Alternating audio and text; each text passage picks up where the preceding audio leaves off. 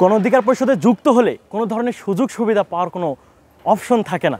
গণ অধিকার পরিষদ একমাত্র দল, যে দল সরকারি পৃষ্ঠপোষকতার বাইরে একদম স্রোতের বিপরীতে, অর্থাৎ ফ্যাসিবাদের যে চূড়ান্ত সময়, সেই চূড়ান্ত সময় চলাকালীন মুহূর্তে স্রোতের বিপরীতে গড়ে উঠেছিল গণ অধিকার পরিষদ।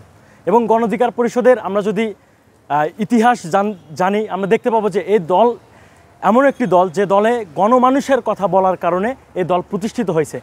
স্বাভাবিকভাবেই একটা রাজনৈতিক দলে বিভিন্ন সময় বিভিন্ন শ্রেণী পেশার মানুষ যুক্ত হয়, অনেকেই সুযোগ সুবিধা নেওয়ার জন্য যুক্ত হয়, কিন্তু আসলে গণ অধিকার পরিষদে যুক্ত হলে কোনো ধরনের সুযোগ সুবিধা পাওয়ার কোনো অপশন থাকে না। কারণটা হলো, আপনি অন্যান্য রাজনৈতিক দলের দিকে তাকাবেন এবং গণ অধিকার পরিষদের দিকে তাকাবেন, এই দলে আসলে নিজের পকেটের টাকা খরচ হয়, কিন্তু এই দল থেকে ইনকাম করার কোনো ন্যূনতম কোনো সুযোগ নেই। 5ই আগস্টের পরে একমাত্র দল গণ অধিকার পরিষদ, যারা অভ্যুত্থানে বা আন্দোলনে সামনের সারি থেকে আন্দোলন সংগ্রাম করার ফলেও, আন্দোলনে এত বড় একটা স্টেক থাকার পরেও তারা কোনো সরকারি সুযোগ সুবিধা নেয় নাই।